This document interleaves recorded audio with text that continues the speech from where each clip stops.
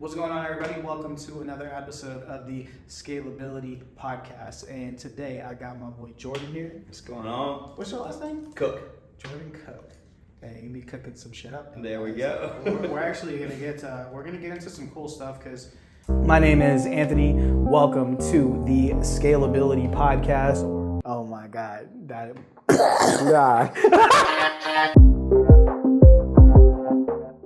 So I met you because one day my girlfriend's like, guess what? I'm like, what? She's like, I got a gig doing yoga at like a corporate company. And I'm like, oh, that's cool. Yeah. Right? And that's basically how like I started learning about you slowly. And then the people that I network with, or I volunteered for a networking group called HBN. And they had brought up your name, Jordan Cook, Paragon Body, and I'm like, I hear about you from there. And then I just started learning about you like more and more. So just to be clear, guys, like him and I were still getting to know each other. We don't know each other at all. Yeah, but we've met at a networking event, and pretty much besides that, like that's it. So we comment on each other's Instagram now. Yeah, like that. Exactly. Yeah, I took a little break, but hopefully today, man, we can give everybody more insight on you because I'm very curious about you. Just because in the short time that I've like actually interacted with you, you said a few very key things. Okay, number one, you're in Silicon Valley, but you're not from here. Right. Yep. So let's start there. Yeah, so I was born and raised in Atlanta, Georgia. So I lived there for a little while. Then we moved up to North Georgia, which is super tiny place up in the mountains. So there's like population like 1,500 people. So it was like football and Jesus type of town. So I was born and raised there. Right when I turned 18, moved out of my house, started going to school down in Atlanta, and then valet parking cars and stuff like that. How was that going from like, I used to have a friend who was white. Yeah. Who he told me, he's like, man, the first time I ever saw a black person, I just didn't even know what to do. I swear, he told me that, right? Right. But how was that going from that little community into Atlanta, where there's it's way more diverse? Well, I was used to the diversity already because I grew up in Smyrna. So I was like one of the only white kids in my school growing up until like the second grade. And then so moving to LJ was like, it was a culture shock because it was like only white people and like maybe a few Mexican people, things like that. But other than that, like it was not culturally diverse at all. So then going back to Atlanta was kind of like felt normal again. So it wasn't too much of a shock, but it was more so like the city and like all the hustle and bustle was different for us because. How old are you now? 30, about to be 31. Yeah. So were you like in that Atlanta area when like welcome to Atlanta? Where the players play? Yeah. Absolutely. Yeah. So I mean, I didn't spend too much of my time there in Atlanta. So I was there from 18 to 20, and then I moved. So I didn't even get to experience like the bar scene, the clubs. Like I went to the 18 and up clubs. He didn't go to the Freak Meet. Right. Yeah. Dude, Freak Meet is crazy. Yeah. So you're familiar with Atlanta? I'm only from music and what I see on TV. But not really. Yeah. Yeah, but no, Atlanta's a great city. I always tell my girlfriend that we're gonna move back there. Oh yeah. Oh man. That's the goal. It's probably not gonna happen. But no, Georgia's a great place to live. It's a great place to live. Absolutely. So how do you make your way from, it's considered East Coast, right? Yeah. So from the East Coast to the West Coast, how did that happen? Yeah, so I was working out there for just a little while, and I was going to school and I was working, and I didn't really have much direction. Like I didn't know what I was doing. I've always enjoyed making money, and valet parking kind of gave me that. I could work as much as I wanted. I could make a bunch of tips, everything like that. And so I was doing pretty well financially with valeting, but I was working around the clock. The place where you were a valet, what type of cars? Everything, man. I drove every car that I've ever dreamed of in the span of like a year and a half, 2 years. And it was awesome. We were like right in Buckhead, which is one of like the more affluent areas of Atlanta, like Lenox Mall and like all of that stuff is all right in there. And so, I mean, everything from Bentleys, Ferraris, Lambos, everything, and I'm like this 19-year-old kid. Bro. Yeah. Guys, just knowing where you worked, valeting freaking exotics, like that's enough to fill anybody up with ambition. Right. Like being in those cars and Absolutely. being able to like envision it. Yeah. Like, being in a fucking Bentley or Rolls Royce looking up like, damn. This is the Stars. stars. Yeah. Yeah. Okay, that's tight. So did you ever meet any mentors there? So, for me in Atlanta, not really actually. So it was such a hustle. Like we got to meet a lot of cool people valet parking, but it was mostly like NBA players, rappers, stuff like that, which was pretty cool. But I didn't really develop a lot of relationships, I guess, during those 2 years because I was working nonstop. Had a girlfriend at the time, but it wasn't anything serious. And then other than that, it's been my time with family when I could. And then I just one day my uncle calls me, and he lives here. He's been in Saratoga for, probably 15, 20 years now, but Apple moved him out here from Massachusetts, and he was like, you should come out here and visit and just check it out. I've never been to California. So, and how old were you when I was 20. Oh, okay. Yeah. Okay. Yeah. So came out here, I checked it out for a week, and then he was like, hey, and he kind of understood too. I was like, I didn't have much that I was attached to in Atlanta. My schooling had kind of slowed down because I was just kind of going, I wasn't really giving it my all. I was always very I wanted to work. That's all I wanted to do, just work. And so he was like, come out here. He was like, why don't you move out here? He was like, you can live with me for 6 months, start going to school again, and see what you think. What a fucking blessing. Yeah, it was not a bad deal. Yeah. And so that's when, literally 2 weeks after that, I jumped on the plane and told everybody bye and went for it, man. So that brings me out here in late 2011, or no, early 2012. Yeah, dude, that's such a tight story right there on how you made your way here. Were you and your uncle pretty close growing up? Or? Not at all, actually. So he was my mom's brother. My mom's side of the family, we were never really close. We saw each other once a year at Christmas. He was always over here, so we saw him once a year at Christmas. Yeah. But he was always the cool uncle. So what about your dad? Is he in your life? My dad, absolutely. Yeah, he's my best friend. Do they? Okay, the uncle's your mom's brother, right? Yes. Yeah. But do your uncle and your dad get along real well? Well, it's kind of like they know each other, but they don't. They don't hang out as much. I mean, my parents split up. 10 years ago. Okay. And so that kind of separated the family a little bit. But even so, my dad knew him just as much as I did, Christmas to Christmas type of thing. Yeah. But he's super, super grateful for the opportunity he provided for me, and loves him very much, for that as well. Oh, that's super dope, right? Yeah. That your family member who you don't even really know that much could call you up and say, hey, you want an opportunity? Here you go.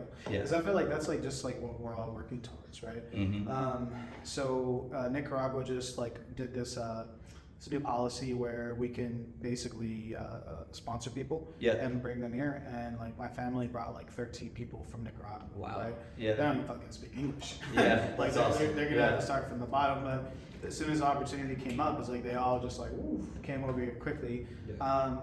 And who knows, man, maybe they'll end up doing some crazy shit with their lives now that they're here. Yeah. So now, all right, you're on the plane, boom, touchdown. Mm-hmm. You had to clock those 6 months. Yeah. So I had 6 months, and because he's kind of a sink or swim guy. So my uncle taught me a lot. I was young when I came over here. I was always a hard worker, but I'm 20. I'm immature. I'm I want to party a little bit. That's all the stuff on my mind. But as I lived with him, during that 6 months, he taught me so many small lessons. My uncle's a very successful dude. Break them down into the top 3 lessons. So starting out with him, it was timeliness and scheduling and organization. So, I'm gonna call that one, because it's you tell somebody you're gonna be somewhere, you get there, you show up on time, early, whatever, right? You organize it, you don't forget about it, right? So he taught me use calendars, write things down, all those little things. Calendars in 2012. Right. Yeah, that's pretty good, bro. Because I didn't learn the calendar until I I was an adult. Oh, dude, I sent my current girlfriend right now, a Google Calendar to our first date. Swear to God. Swear to God. Everything is calendared. Yeah. That is, here's the address, here's the time, here's the details. Yep. Yeah, here's what you're supposed to wear. Yep. Okay, all right. Lesson number 2. Lesson number 2, I mean, you know, as one thing growing up, like my mom was like, she was the house mom. Like she stayed at home, the whole thing, right? So she always cleaned up after us, you know, she was always doing dishes, all that stuff. So you kind of get out on your own and you realize you're a little bit messy. He's very, very strict on like cleanliness and like, you know, cleaning up after yourself, put your dishes away, like basic stuff that most people should know. But now he's kind of put me into that where I'm a little bit cleaner. Dude, when it comes to just like taking care of your house and your when you say should know, like should know, bro, like, you know, I was 19 years old, my son, he was 1, and my mom got evicted from where we were living, and she basically would come up to me and said, hey, wherever like we go, you can't go. Right. So then I had to go, like, I figured out a way to get an apartment here downtown, and, you know, like, I get there, and then, like, after, like, a month, like, I'm like, shit, there's no dishes, and I look at the fucking sink, and it's like, yeah. It's not, so we should know, but for especially, like, I mean, there's a lot of people who just don't get taught those things because we have great mothers. Yeah, no, I take care of us. yeah.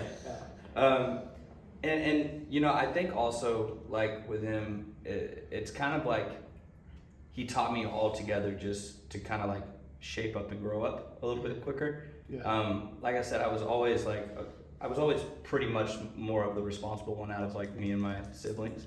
But when I got here, he really, I mean, it was a struggle for the first few months of like me, you know, I got a job pretty quickly, but like I was starting to go to school here and things like that, but I wasn't really focused in school. I just never, once I started school, I never really cared about anything I was learning in college. You got ADHD, bro? Bad. The only thing that I cared about was the anatomy, and I enjoyed that. Anatomy was cool. Yeah, it's funny. Like, well, I feel like almost everybody on this podcast has ADHD. But the thing is, like, you know, people who are on this podcast are people that built something, that are doing something with their lives, and we don't fit the fucking regular mold that society tried to put us in, right? Yeah. And like you liked anatomy. I was into history. Okay. And throughout school, if it wasn't history, Business 101, or speech and debates, I didn't care. Right. I fucking hated it. And like my football coaches would be so mad at me because I was a really good football player, but I could never play. So like, you know, I could only practice because my grades were always bad, you know. Yeah. But okay. So you were not interested in anything in school. Continue. Right. So I was working, and I knew that I had like a timeline to kind of like get out and get my own place and all that stuff. I'm looking at how expensive rents are here, and I'm like, oh my gosh, I don't know how I want to do this. Like just figuring it out. But the first few months, it was like I was like partying. I like wanted to meet girls, and like I wanted to go out. I'm like, I'm from Georgia. You know? Wait, did you have the accent when you came? It was a lot thicker, and it's I just heard, hey, I'm from Georgia. Yeah, well, no, I played that out when I got here. Yeah, absolutely. No, but, you have to. I mean, bro, like you suddenly come into like the the melting pot here, and you know, women of everything here. Yeah, they're like, well, open your door. But now we're taken. And, absolutely, very happy. Very happy. Extremely. Our girlfriends are behind. Yes, behind the camera. All right, keep going. But yeah, so you know, he kind of helped keep me on track. He was always there, like, hey, remember to be focused. And even though like at the time it was very frustrating, it was just leave me alone. Like just let me do my thing, type of thing. Like I'll handle it. I'll make sure that I'm good to go. But like at the end of the day, it was a lesson of like, well, dude, no, it's not, because you're not prepared. You're not this. You're not that, right? And so in a nutshell, he just really kind of taught me how to grow up, mature, and stay focused on different tasks to become successful. Yeah. So as we're going, I mean, his main thing was like, please go to school, get school done. It's super important. And I truly do believe that, but I don't believe that it was the path for me. Yeah. So I started working, I was in school, and I took a class that was in, it was all about personal training and like all this stuff, the National Academy of Sports Medicine. And I was like, wow, this is cool. And one of my classmates was like, hey, there's a certification course this weekend. Do you want to just take it? I was like, yeah. And at this time, I was working at the mall at Zoomies, folding clothes and gripping skateboards, even though I knew nothing about skateboarding. By the way, guys, this is where the come up story starts. Here it goes. And like I said, stop me as I go off track. No, you're good. Everything you're saying is perfect, bro. Yeah, go. So I took a certification course, and I was like, oh, this is kind of easy, because I already I knew anatomy, and that was something that I would study outside of school just because I was interested. So I always cared a lot about health, period. Did Lolo show you her freaking coloring books? No.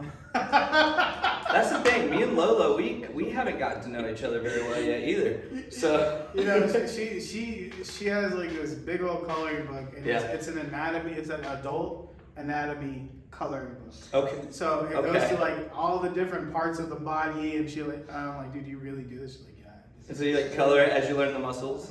Yeah. Okay, that's good. It's awesome. All right, so you keep going. Sorry. So no, I just always cared about health, because my dad, growing up, he's still alive, but he's had 4 heart attacks. My whole family has coronary artery disease. And my idea was okay, number one, I'm not going to terrify my family with heart problems growing up once I get older. Yeah. And I wanted to kind of try to see if I could fix it. So I focused on nutrition, eating healthy, working out, and it was a very big part of my life ever since that happened to my dad, and he still deals with it. So that was already something of mine that I was interested in, and I began to really jump more into anatomy.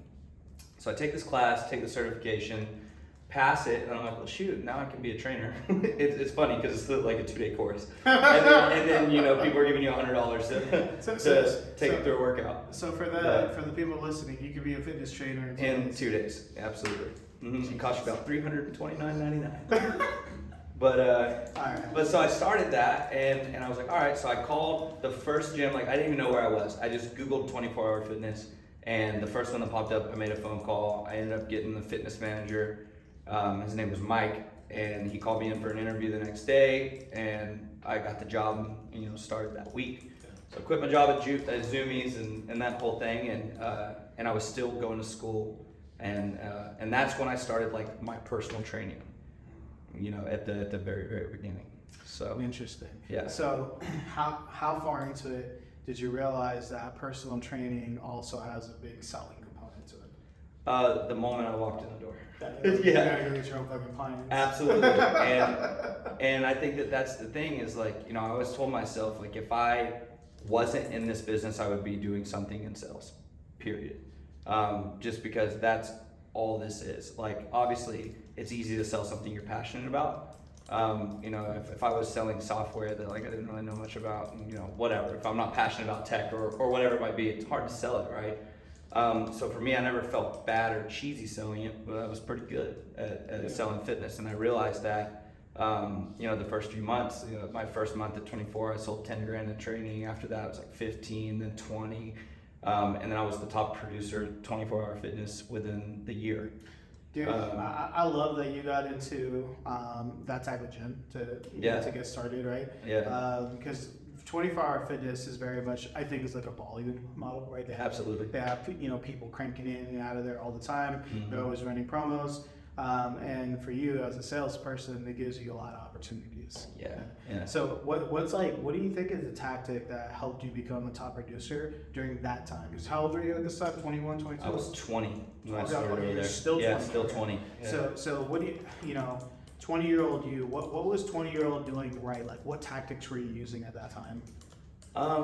It's still something that I think that it's something I feel can be learned a bit, but some of it's more of a natural thing of I can talk with you and you make me feel comfortable, sure. Right? There's certain people that you sit down and you talk with and you just feel comfortable. It's like a thing where you've got, when someone comes in for training, you've got 30 minutes to win them over basically.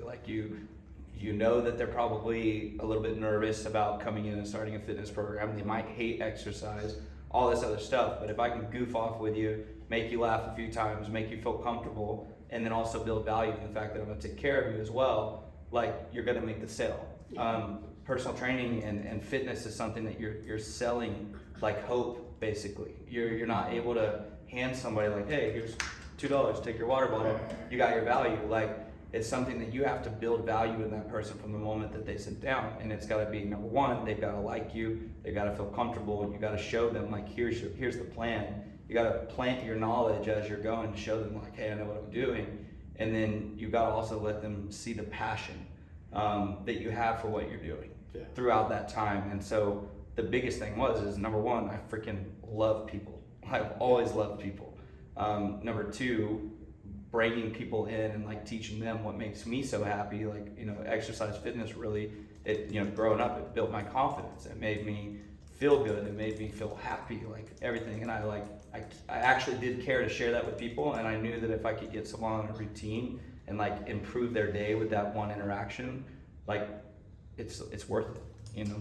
Dude, that's awesome then, because like that's you know, with my company we have virtual assistants, right? Yeah. So we have people in the Philippines, Latin America, and the first time that I ever found out that I could hire people for free, you know, back then $2 an hour, that was I was like telling everybody about it, right? I was like, holy shit, guys, they can do the work better than us. It's cheap.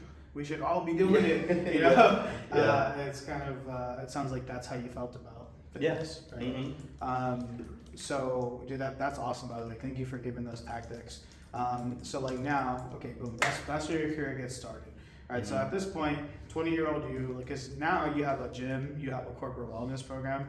I mean, I don't even know if you got other stuff going on, but, you know, so now what's the next, like, major point in, you know, your career? Yeah. So from 24 or whatever comes up. Did the spider bite you and like right. what's the next? So I realized I was pretty good at sales, and so I was kind of like going through there and I was training my clients, and then I just started selling for other trainers and just sending them clients because I was making commission. So I was doing like over 130 grand a year working for 24 at that time. 130K. But through 20. commission, Yeah. you know, because you were making like $40 an hour, I think, $35 an hour back then, but the commissions where it made it balling at made 20, it work. bro. I was What were you chilling. driving? BMW. See, what kind of BMW? It was a 528i, black rims. 20-year-old with a 5 Series. Come on, dude. Like 20-year-olds would be lucky to have a 3 Series, bro. What are you talking about? That's awesome. I've always liked cars, man. But well, then what are you driving now? Porsche Panamera. So you and my buddy Blake got the same. We're friends because of that. We live in the same building. He saw my car. We got the grocery goods. Mm-hmm. Absolutely, perfect mixture between comfort and speed. You know. Yeah, dude, bro. That car. Blake took me driving in that car. He scared the fucking shit out of me. Yeah, bro. Yeah. I've been in a McLaren, and it felt similar to the damn McLaren, bro. I was very surprised. Yeah. No, they're fun cars. I really like it. Yeah, I drive Fiat. Hey. Whatever. Whatever floats your boat. I have an Audi right now. Oh, nice. That's nice. Yeah. But anyway, so. All right, I'll get back to it. You're all right. So you're 130K, driving a BMW. Well, are you like thinking like, damn, this is it? Like. No. So for me, I enjoyed working for people because I enjoyed like, I know it's dumb, but like I enjoyed like that affirmation. Like I would do a good job, and then my boss was like, "Wow, man, you're killing it. Keep killing it," you know. And so that like kept me going, right? Because I like to impress like my dad growing up. Like it was always a thing. Like I wanted him to be impressed. I wanted to show him like, "Hey, look what I can do," type of thing, right? So I do like having a boss, and I work well under someone, which I think a lot of people that are entrepreneurs would say differently. Fuck that. I'm the same fucking way. Yeah? Okay. No, dude, I wish somebody would have told me, hey, Anthony, when you go on this journey, ain't nobody gonna be there to pat you on the fucking back. I know. Because, dude, it sucks. Like, you know, I always talk about this, like, sometimes I wish I would have been a real estate agent or an insurance agent or something where I'm part of a group and people are like giving me a high five for kicking ass. Yeah. But nobody's doing that shit. Yeah. And you know, so it's like, that was hard for me, bro. Yeah. And like, you know, I grew up without a dad.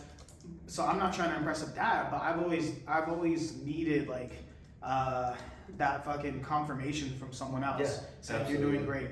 Mm-hmm. And then, you know, so now at this point I'm just kind of accustomed to it is what it is. Yeah. But yeah, so how do you do that now? So for me, and this is a whole nother topic, but like I'm like big on like gratefulness and downward comparison. So for me, I look at like even if it's, you know, where were you 2 months ago? Where were you 2 years ago? Where were you 5 years ago? And then, you know, show yourself what you've done, because it's hard sometimes to be proud of yourself. Because you kind of like, you get going and you're like, you know, it's always like, okay, I want a little bit more, I want a little bit more. And if you take it back, you say, oh, 10 years ago, what was I doing? You know, 2019, what was I doing? Where were we at? How many employees did we have? What was our revenue? Like, what was I managing? How were my stress levels? Did I feel at 2019 that I'd reached my limit? And now I'm here managing way more, and I feel that I've reached my limit, but I'm doing so much more. Be proud of yourself, right? So it's like active. I actively. How often are you actively doing that? Daily, weekly? Every day. Every day. So every day when it comes to gratefulness, because you be grateful for everything that you have, because it can be gone tomorrow. Right. So like, I believe that gratefulness is the key to like maintaining my happiness, is like being grateful every single day for the very, very small things, from waking up to your people that are working with you, for you, to your family, your friends, your relationships, all those things. It's like, I pray and I practice gratitude every morning on the way to work. So. Okay, so was that something that was normal for you, or did you learn this from somewhere? Did you read a book? Did you go to a seminar? Happy Sexy Millionaire. Happy Sexy Millionaire. Yeah, it's a book. Talk about it's Stephen Bartlett. So it's one of those books that you would think when you hear Happy Sexy Millionaire, you're like, okay, dude. like I'm not reading that. But the guy's super intellectual. So he talks about starting a social media company. He's like 19 years old. He was on the streets, like poor. And he said, he wrote down in high school, like, I want to have a hot wife, a Range Rover, and $1 million in my bank account. That was like his future that he wanted. By 21 years old, he starts this multi-million dollar social media company. He's got a beautiful girlfriend. He's got, you know, a nice car, and he's got way more than $1 million in his bank account. And he realized that he wasn't happy. And so it was all of these things that are material that, you know, everybody may want to show, like, on Instagram and all that stuff that you see, right? That looks like happiness, but really what truly makes you happy. And he started really preaching on like all of the things that I was just talking about. I mean, it was talking about gratefulness. It was talking about downward comparison. It was talking about how, you know, finding out what truly, truly makes you happy in life. And it's not money and, you know, all that other stuff, material stuff. But it's super, super good book, and it's really good between one of the perfect mixes in a book between like learning things about how to apply things to your business and learning how to apply to your personal life. So I would recommend it. Yeah, 100%. Okay, that's awesome. And so, does reading come easy for you? I hate it. I fucking hate it. So, and the reason why I'm asking you this, because I have certain beliefs in my life that have helped me get to where I'm at as well. Yeah. And none of the beliefs are from me naturally. They all came from a book or a seminar or something. Yeah. I'm not, you know, like where I grew up. These ideas that we're talking about, you know, are very, like, they're just for it. They don't exist, right? Yeah. So, okay, what is it about a book that, like, will make you want to read it? Because, like, I'm the same fucking way. Like, I've bought many books, and I've read, here's the thing, though. Every time I read a goddamn book, it changes my life. Right. But it's so true. But I hate reading. Yeah. They usually get recommended, and so for me, I think the biggest thing is like, so I don't like to read. I'm super ADD. Like I'll even try to get in the bathtub and just like sit and like read in the bathtub, and then, you know, I lose my thought. But it's usually once I read, I think the first book that I read was Financial Freedom. And that one was a really, really good book, but it kind of roped me in because I was like, oh, I can apply this. And I knew that I needed help managing my money. I knew that I needed help like learning about investing, and like, I like that book because it kind of reshapes the way that you think about saving money rather than conserving. It's talked about like building more.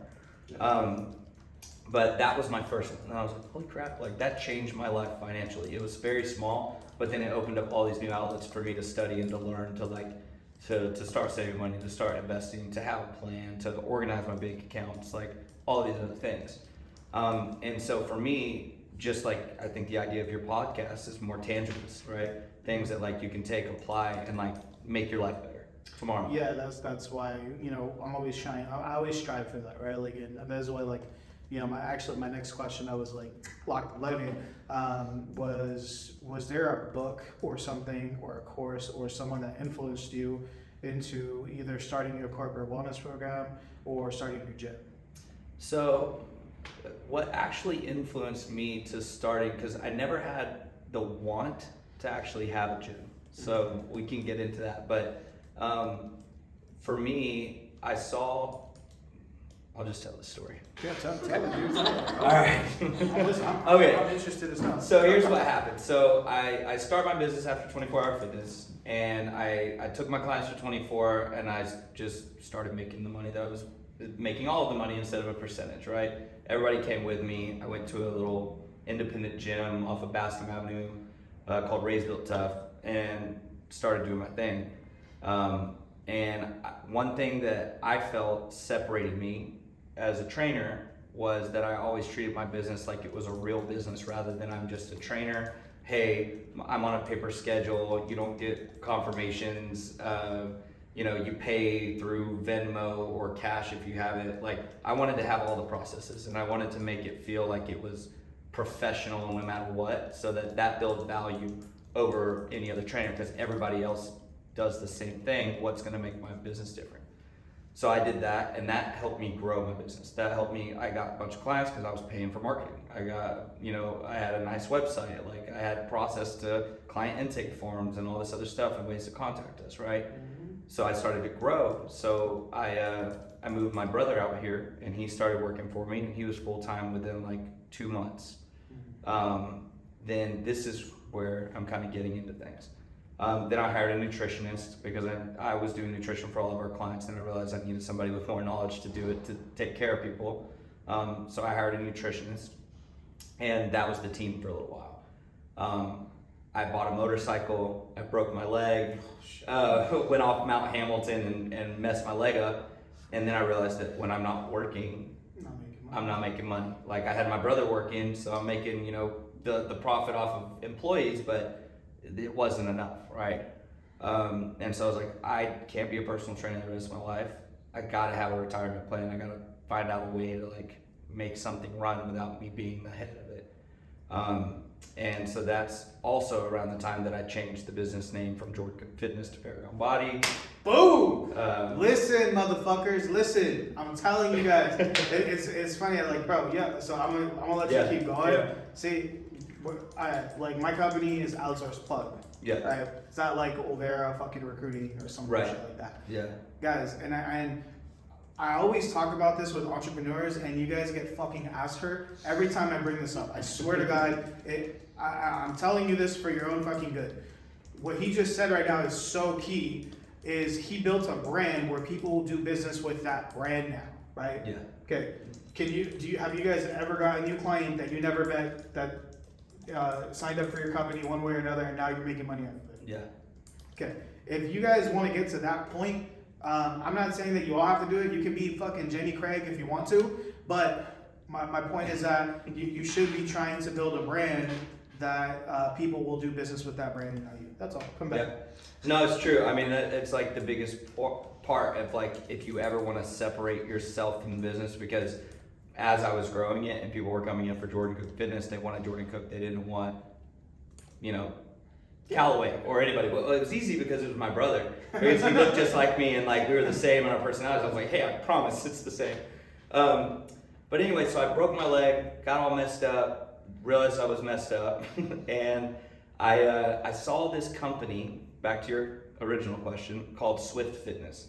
I used to go to church with that guy. Okay, yeah, he was like very successful. Mobile. Yeah. And what he did is he went to apartments and HOAs, I think, and things like that, and he was running group classes. Yeah. And so I'm thinking like, all right, man, I wonder what this guy's charging. I wonder like what the contracts look like. Like 4 people show up, cool. 10 people show up, cool. 0 people show up, doesn't matter. You're getting paid. Yes. Right? I mean, obviously, you know, you want to market it, make it good, and want people to show up, but yeah, of course. it's way easier than building group classes and it's like a way to like scale your business by like times 5. Like, so he already figured it out. Him and his wife, I think. So is this monthly recurring revenue? Yeah. Guys, come on. You do. Okay. All right. So, all right. First and foremost, if you guys have not shopped your competitors, if you are running your business and you've never shopped a competitor, go fucking shop a competitor, because you can gain so much knowledge from, like, if you're so like I'm working with a boxing gym right now. I said, dude, go walk Equinox, or go to Equinox. Yeah. Leave your information at Equinox and see how they fucking guide you around their gym. Mm-hmm. See, like, take part of that experience and implement it in your boxing gym and treat it like Absolutely. Equinox, right? Yeah. And for me, when I started my business, dude, my contract is like a fucking 12-page contract to do business with us. I came up with none of it. I literally shopped all my competitors and I got all their contracts. I was like, I like this, like that, don't like this, don't like that. Yeah. Put it together, sent it to a lawyer, they said it's good. Yeah. Make it your own. Yeah. Exactly.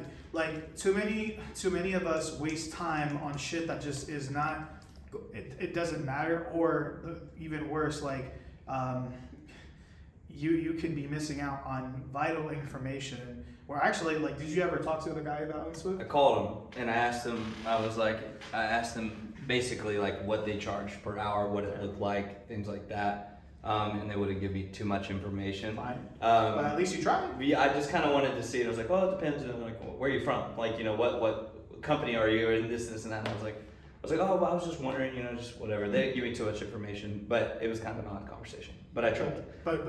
So I don't know what they charged or anything like that. So for me, I just kind of like, I based our prices off of larger scaled companies that did the corporate wellness thing. Mm-hmm. So saw Swift, loved what they did. I was like, super cool. I was like, why aren't we doing that? And I was like, okay, well, I can't do the exact same thing as they're doing. I was like, so I got to kind of figure out what I want to do. Or you can. I mean, you can do it better, but I kind of was like, okay, let's get in a space that they were like in a lot of buildings down here. I think they still are. I just even saw that they were at Court of All. They're teaching at the Country Club at Court of All, which is awesome. Yeah, I wanted that gig. But anyway, so kudos to Swift, because super cool, and it sparked our idea to kind of like get going with our corporate wellness. Mm-hmm. So I'm in bed, all broken, you know, messed up, and on a Google Doc, I type in like all the ideas that I had for the wellness program, and I was like, okay, we need like an all-encompassing program. I want, you know, it shouldn't just be a class, it should be materials, it should be, you know, more of like a personal feel. Like we want to, and instead of like what built my business as a personal trainer and made us successful was treating people like a small business. So our whole idea was to bring a small business feel to the larger scale. So we wanted to bring that into companies. We wanted to learn everybody's names. We wanted to be a part of the lunches. We wanted to come to all hands meetings. Basically submerge ourselves with the team if the culture and the company allowed it. And so I wrote some things down in a Google Doc. Stop me if you need to. No, go. And it was like, okay, here's A, B, C, D, right? This is what we want to do. And I'm at the gym, I'm in a cast, you know, a little messed up, walking around like trying to do bicep curls, and I see this dude that I saw in and out of the gym all the time. He always rode his bike in, super cool guy. His name's Stefan. He comes in and he's wearing a Zoom shirt. I'm like, yo, I was like, you work at Zoom? And he was like, yeah. And I was like, how long you been there? And he was like, pretty good while. I was like, can you introduce me to your HR? We have a corporate wellness program. And he was like, absolutely. Sends me an email that night. I get a interview the next day, and we don't have a corporate wellness program, but I'm going to sell it. So this is like the cool story, the only cool story that I have, right? So I get on a meeting, I'm nervous, I call my whole family, I'm like, I have a meeting with Zoom, like I'm so excited, like I'm pumped, terrified, everything all at the same time. And we get on a Zoom call. And so we get on, and she's like, hey, and I'm like, here's what we offer, blah, blah, blah. I was like, most people love yoga. Most of the companies we work with right now, they love yoga, and they like that, like, you know, maybe on a Friday toward the end of the week so they can cool down and blah, blah, blah. She's like, cool, what's the pricing? And I was like, I will send you a proposal right after we get off of this call, and, you know, blah, blah, blah, because I had no clue what our pricing was. So anyways, she was like, we'll do it, we're down. right? So I send in a proposal, they approve it a week later, and I have to find a yoga teacher, I have to find a meditation specialist, I have all this stuff that I promised them. Yeah. And I found that all within a week and a half, and we started that following week. And it was messy at first. Like, we showed up and we taught class, which was awesome, but it was like messy from a standpoint of like, our marketing material didn't look awesome. The handouts weren't beautiful. I was making them all. Like, I didn't have anybody. And so it was just like me. And I was still personal training full time and like doing this. Bro, dude, So that's the fun story. Awesome story. And then they allowed us to like build from there. They allowed us to build our program within Zoom. So like they gave us awesome feedback. Like all of their employees and the people that I reported to over there were super helpful, and they were like, hey, this works, this doesn't work, hey, this is a good idea. And like I just take advice. Like I feel like there's been a lot of advice and a lot of mentors and things like that I've gotten. And like when people tell you something that is a good idea, or they think they have like an idea that they're trying to help you with, or giving you their knowledge, I try to take as much of it as I can.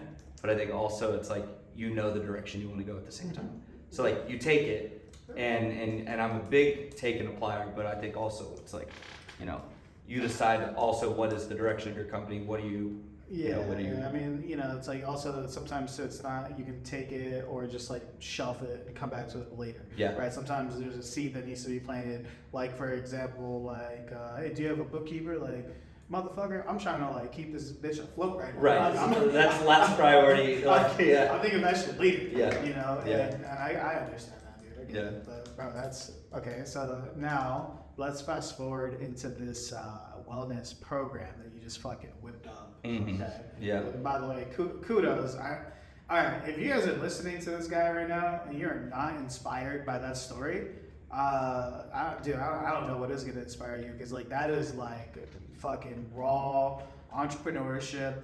I've been in situations like that myself as well. Like even with the virtual assistant thing, I remember the first time I like got someone to agree. They're like, "How much?" I'm like, Yeah, like exactly. I don't know. Yeah, but it definitely wasn't fucking Zoom. So now, all right, let's talk about like the progression now. Yeah. So then we're with Zoom. So from 2017, 2018, 2019, and we took on a few other accounts. We took on Fortinet and a startup called Nuvia, who later sold to Qualcomm like under 24 months for like $2 billion, something like that. Yeah, it was pretty cool. Holy shit. We were like a whole part of that and got to move on with Qualcomm too. Oh, hell yeah, dude. So with those were like our accounts, but that was like the Nuvia Qualcomm account was like our beast, right? And so like, we were there like 5 days a week. We had trainers on site. We had multiple classes. I think like 10 classes a week. I mean, it was the monster. But in my mind, I'm like always anxious and stressed. Like, if we lose them, we're screwed. Like, we got to keep getting more. Mm-hmm. So we're rolling through. 2020 hits, and I'm like, all right, well, this is exactly what it was. I knew life was too good to be true. We're about to just take a crap. Like, all this is gonna be over. You had your fun. That sucks, right? So Zoom hits us up, and the dreaded emails that you're waiting for people to say, hey, we're closing down, we're doing this, we're doing that. I had a mentor reach out to me. Which one was it here? It was Don. So Don reaches out to me, and he calls, he's like, hey, look, I believe that things are gonna start shutting down. He was like, for your personal training business, he was like, go ahead, call all of your clients, everybody that's working with you, and ask them to stay on auto pay. It was like, just because these people, they're in tech, most of them, if they can afford it, just ask if they'll stay on auto pay and that you'll pay them their sessions back after 3 or 4 months once we get back to normal, not knowing that this would go a full year. So he saved us there because we kept our recurring revenue. I was still able to pay our trainers after we shut down, even though we weren't serving clients. So it was like still keeping people fed and stuff like that, which is important. It was just great that you did that, by the way. Because, I know a lot of people wouldn't do that. Well, start clipping people. Hey, dude, the only reason that your business runs is because you're employees. So, so we go through, and Zoom emails us, and they're like, hey, we're cutting all contractors. We'll reach out once we get back on site. And I emailed her back and I was like, hey, I said, you guys are Zoom. I was like, the whole thing is that y'all are like, you're a video conference company. I was like, we can do everything that we've been doing on site on Zoom. I was like, with no gap. I said, like, see you this Friday. Like, we'll just send out, let's figure it out. And she goes, okay, sounds good. So Zoom shut down 2 weeks before everybody else because they were like trying to set the standard. Yeah. Like, we don't need to work in the office. Like, we're good to go. We're Zoom. Yeah. So we started running that. Makes sense. Yeah. And I was like, all right, cool. I got to get a background. I got a nice camera. Like, we did our whole thing. Kept running things for Zoom. I emailed all of our other accounts and I said, hi, I know that we're probably about to shut down. I just want to let y'all know that like employees are going to be home. They're going to be bored. They're going to be less active. I was like, it'd be really great if you were open to, we're already doing it with Zoom. Let's continue this just virtually. Everyone agreed to it. We kept all of our contracts. Like, it was like a godsend, man. Oh, man. Yeah. So that was special, and then we stayed virtual and continued to grow all the way through 2022, 2023 until things started opening. And we've lost a few accounts here and there. We had a peak during 2021 where everybody was virtual, everybody needed wellness. We were already doing it. It was like a really, really great time. But yeah, I mean, it was a wild time. And during that, we realized we needed to buff up our online presence and all this stuff. So we created a platform so all employees could go on and they could access their benefits, they could access the live classes, health reminders, mental health counseling. Did you build that or did you find a software to? We built it. So my marketing person, her name's Whitney. She's amazing, and like you tell her your idea and she makes it happen. So I like how that sounds. Yeah, we built it together. I was like, I want this, and this. We kept it very simple and straightforward. Yeah. And then that's when we really like laid out like, hey, this is exactly what we offer. You can go in, password protected portal, go in and you can access everything there. Nice. And then now we have something that when I'm selling, like it's not just classes, we have our full platform. Yeah. It can be hybrid, it can be just virtual, it can be outside. Yeah, like a pitch deck when you're. Yeah. Do you okay? Let's talk a little bit about the pitch deck. Okay. Because all right, so I want to do just like a whole podcast just on pitch decks alone. Okay. Because pitch decks have like absolutely transformed my company, and I don't think enough people are using pitch decks. Because when people think about virtual assistants, their mind goes everywhere, right? Yeah. Oh yeah, I'll hire a virtual assistant from you, but I only need them like from project to project. We don't do that. Or I need someone like 5 hours or 10 hours a week. We don't do that. Yeah. Like I need someone to. We don't do that. Like right. And we're not the only company who has that problem of like, okay, when I think of like fitness company, we're gonna hire you and you're gonna work out. It's like, people think of like your company and I don't know, they might know of another company and think you work like that. But right. What the pitch deck allows you to do, for those of you who don't know, because obviously he knows if he has one, but what the pitch deck allows you to do is it allows you to communicate your really your expectations, or how do I rephrase that? It allows you to communicate your capabilities to the client, right? It helps the client understand how you work, the value that you're bringing, why they're paying you the money they're paying you. Because also like with virtual assistant stuff, we're not cheap. We're more of a boutique service. We're like, there's 100 other companies that will sell you virtual assistants for $2 to $3 less per hour. Right. And if you do the math on that equals $6 to $8 grand a year that we're charging more than other companies, right?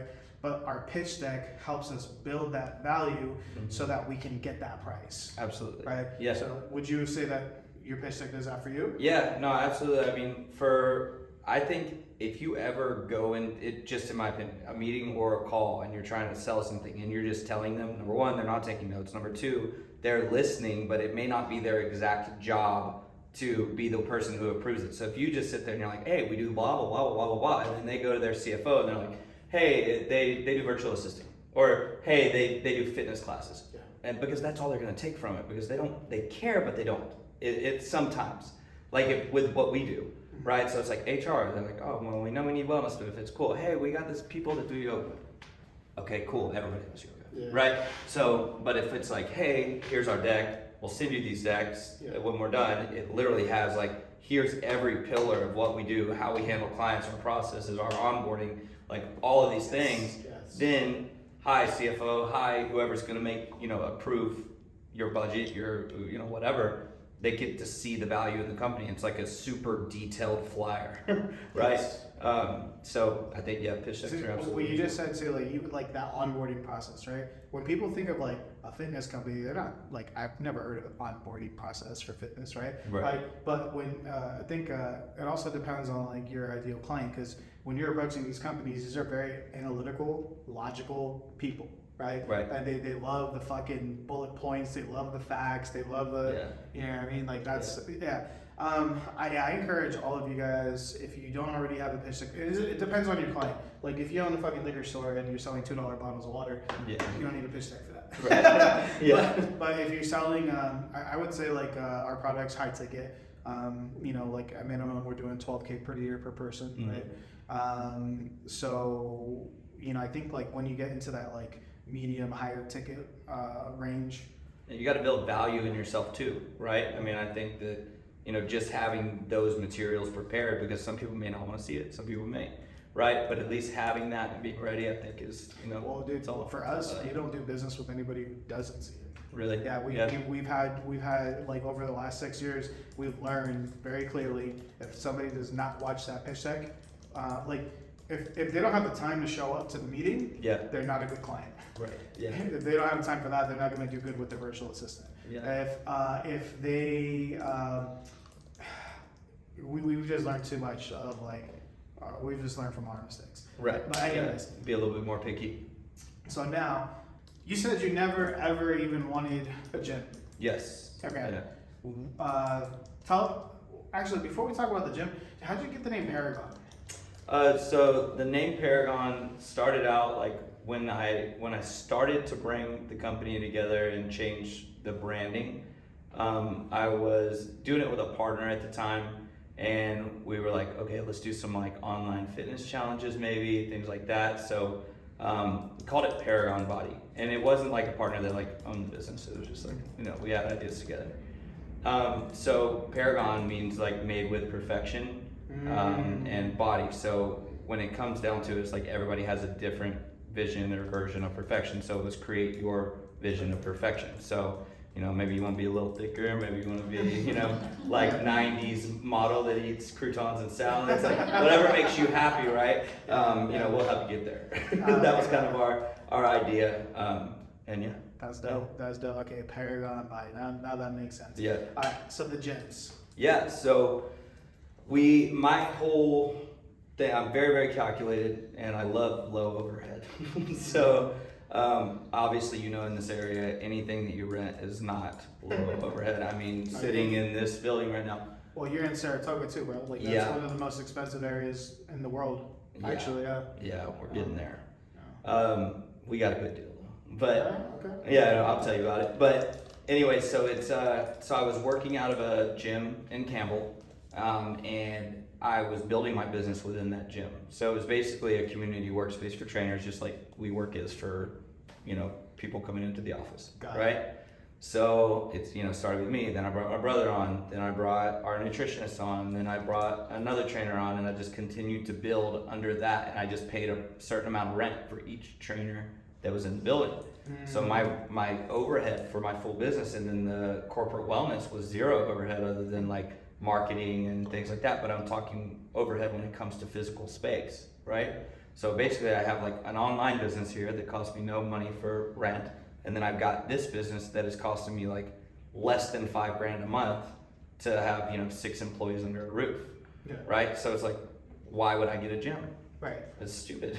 if I'm allowed to grow and continue to grow and I still keep low overhead and I'm only adding overhead as I add and bring more money into the business, like it was gold. So is the gym like an ego thing, or what is it? So the gym for us, we were in that space, and the owner of that space kind of came to me and he was like, hey, you guys are kind of outgrowing. Oh, wait. So that space is now, or was that that co-working or co-workout space? That's our old spot. We moved. Oh, okay. Yeah. So he kind of came to me and he was like, you guys are kind of outgrowing. People are like walking into our gym and asking if it's Paragon Body, like these different things like that. And so like for his business model, like I really appreciate everything that he did for me, but obviously it wasn't the smartest move because we're growing, and when we leave, we leave and we're not paying him all that rent. Yeah. So then it's kind of, so it's like, it was tough. So I understood where he was like, yo, it's time to go in a way. It was like, you guys are growing. It's the next natural progression. For me, it's like pulling teeth because I'm like, I don't want to spend more money, and like I don't want to like go through all that to start a gym. And finally, you know, I was like, we need to do this because he told me I couldn't bring any more trainers on, which means that I'm stagnant. And if I'm stagnant, I'm like, what am I doing? So I went home, told my girlfriend, and we opened a gym. And what did she say? And she was like, really? That's exciting. Let's do it. And so then I started looking for places, and it took a little while. Find a place. I talked to the owner of this old gym that I was at, and I tell him, hey, I found the spot. He's like, awesome. And it's like October 8th. And my lease started over there November 1. And he was like, awesome, well, then you guys' last day is November 1, I'll go ahead and cancel you guys' contracts and stuff. I was like, yo, can I have like 15 days? Like, he was like, oh man, it's just business. I was like, all right, man. Like, all right, I see where it's at, right? I'm not gonna dig into that, right? But it motivated me, right? Like, I lit a fire under my ass, and I got to work, dude. We opened that gym that was bare. I'm talking, it was bare. And we remodeled, we painted, we floored, we got we put it in ourselves. We got all the machines, everything, all set up, point of sale. Wasn't there like a shortage of like weights and shit like that too? Yeah, but my buddy at Weights and Bars, Joe Gigantino, like hooked us up, got us stuff in 2 weeks. Nice. Perfect. So anyways, we built the gym in less than a month and opened. And bro, it was the most stressful month of my life. The most stressful month of my life. It was insane. But yeah, Jess was there with me every step. We were there till like late every night. I mean, it was like 5 a.m. to 10:30, 11 every single day. Yeah. Yeah. So now, so do you guys have 2 locations now? No, So just one. one. Yeah. Okay. And that location, how is that location doing now in terms of capacity? Like what percentage would you say you guys are at right now? So we can grow. Yeah. We've got a pretty big space for our team. Our team's not huge, so we were very, very blessed. Like January came and we had an amazing month. I mean, like it came out of nowhere and it was an amazing month. So one of our new trainers that we brought on is full time after a month. So we had just business coming in, like our marketing's running well, people are coming in. We've got a lot of walk-in traffic just from the Saratoga area because we're kind of tapping into a market that has no boutique gyms like that. Dude, Saratoga's it's like old, man. It's old people but a lot of money there. So we're able to charge a good rate and keep things running. But no, we can definitely grow, and it's something that I'm focused on right now that has pulled me away a little bit from the corporate side. So I'm kind of like on hold with corporate and just trying to do as best as I can with the companies that we have right now. So have you thought, like for corporate wellness, do you have a salesperson? So I did for a while. I had 2 people working for me in sales. And maybe it's my fault as a manager, but I feel like nobody can do it, I guess, like I could, if that makes sense. I don't want to sound cocky, but it was more so like the personal touch, like of the emails. It was just like, I don't want my company's reputation to be like, you know, a bunch of just blasted emails that this person's getting to the point where they're so annoyed that they block us, and then when they see Paragon Body, they're like, oh god, those are those annoying dudes. There are people that are emailing us all the time or tapping in. So for me, I focused a lot more on like, I don't want to blast out emails to 1,000 companies and get, you know, 100 companies that we're working with. I want to blast out emails to, you know, the top 50 that I pick in this area that I think we'd be a good fit with. I want to do it myself.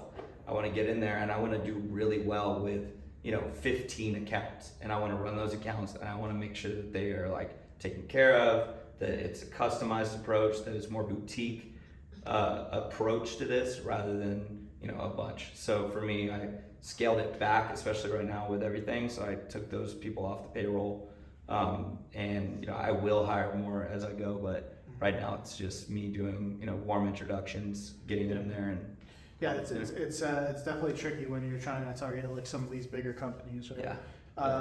Because it's like, for example, like just because you have Qualcomm, does that mean you have like all of Qualcomm, or is it like Just division? just the Santa Clara location. Right. Yeah, so like during COVID though, all of Qualcomm could tap into our virtual, but now that it's not virtual, it would just be HQ. Got it. Yeah. Yeah, that's interesting, man. That's interesting. Well, yeah, like I said, like before this podcast, I'm sure that you know, I might have like some leads for you to I'd appreciate that. Yeah. yeah. But that's the thing with this market, right? It's like Silicon Valley is just, it's so big but so small at the same time, and whoever you want to meet is one, most two people away from you. Yeah. So now that you're here, like, what's going to be your game plan for, let's say, like the next, you know, 12 months? So I've got a revenue goal for the gym that I want to hit, and that's my main focus right now. I want to grow that gym. I want to continue to hire trainers and build onto that. So my main focus right now is getting the gym running, which is funny because it wasn't exactly it was like a side thing, you know?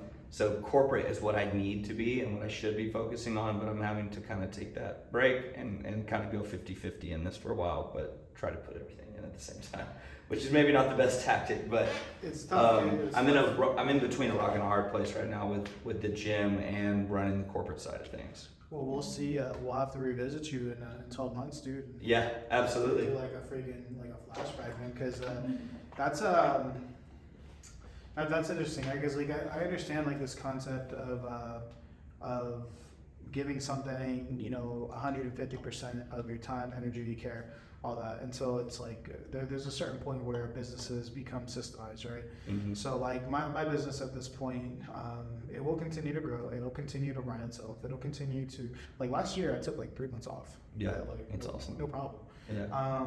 But the point is that like to get there, bro, I had my blinders on, I didn't listen to shit, like I was just hyper focused, right? Yeah. But also like you need to maintain over time, otherwise it'll fall apart. Yeah. But I guess I'm curious to see how you make it through this, because you got the Elon Musk problem, right? Like he's like he was like down to like his last like 40 million or something. Right. Yeah. And, you know, Yeah. he had to put, it was either like one company die, either Tesla dies or SpaceX dies, and he decided to, I forget how he did it, right? But I think with hearing what I'm hearing from you, dude, I'm pretty sure you're gonna figure it out. Like, how many more accounts away are you from like stabilizing? I'd like to see like 5 more accounts within the next year, but I also gotta be putting in the work. So right now, like I know what I need to be doing. You know what I'm saying? And you know, things have just started to stabilize with the new gym. So, you know, it's time to kind of sit down and plan, and which is a good conversation that we're having today. Yeah, not always do I have it figured out. So, you know, I've been in a weird limbo place the past few months. And when it comes to, so we had a chat. I'm just curious, like personally, because so you live in a really nice building downtown San Jose. Mm-hmm. But we talked a little bit about how you know, you're thinking more into the future and you actually like want to buy a home. Mm-hmm. How's that going? Good. Well, I'm actually in the process right now getting pre-approved. I'm working with an awesome real estate agent. Her name's Jessica Alves. She works with Caldwell Banker in Los Gatos. I think I've heard of her. Yeah, and she's pretty good looking. So, better than her. We might put her. What's her Instagram if somebody wants to buy real estate? Instagram is _agent Jess. There you go. Go check her out. But Yeah. So you're getting pre-approved. Yeah, getting pre-approved right now to see what I can afford and go in there. We're kind of looking at like duplexes, things like that. Maybe live in one side, rent the other out, and then a few years later, rent that out and move on. We live in Cupertino, and I was looking at, we went to an open house the other day, and I was like, I'm just curious. I've never like actually looked to see like what a house would cost in this area. And I'm like, dude, like if we buy like a $3 million house and put even 20% down, like, you know, $600,000, like our fucking mortgage is still gonna be like $15,000 a month. It's crazy. And there's just like a certain point where I'm like, fuck, like I'll just fucking rent a house for $6,000 in the same neighborhood, like save myself some buy an investment property somewhere else. Right. Yeah. Right. Well, you moved to Merced. You can move to Central Valley. We get you. We ain't going back there. Never. never. No, but like it gets to that point where,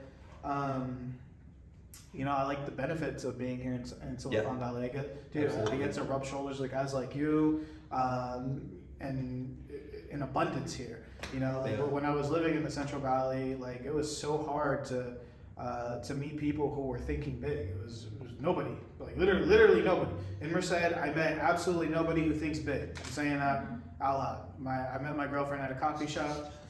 I bumped into her. It's like, "What's up, baby?" I didn't say that. What I did was I met her, and then I started taking her yoga classes, and then we started dating, and then I stopped taking the yoga classes. Right. I got you. You were only going for one reason. I'm actually gonna hop back in. I was like, dude, I was taking yoga the other day with her. I saw you on camera. I was fucking pissed, man. I'm like, dude, I can't believe I let myself go. Dude, I gotta get back in shape. Oh, you're looking good, but if you ever need any help, I know a guy. Yeah. All right. Last. So now we're getting to like the end of the podcast. Yeah. So there's somebody who is listening to this right now.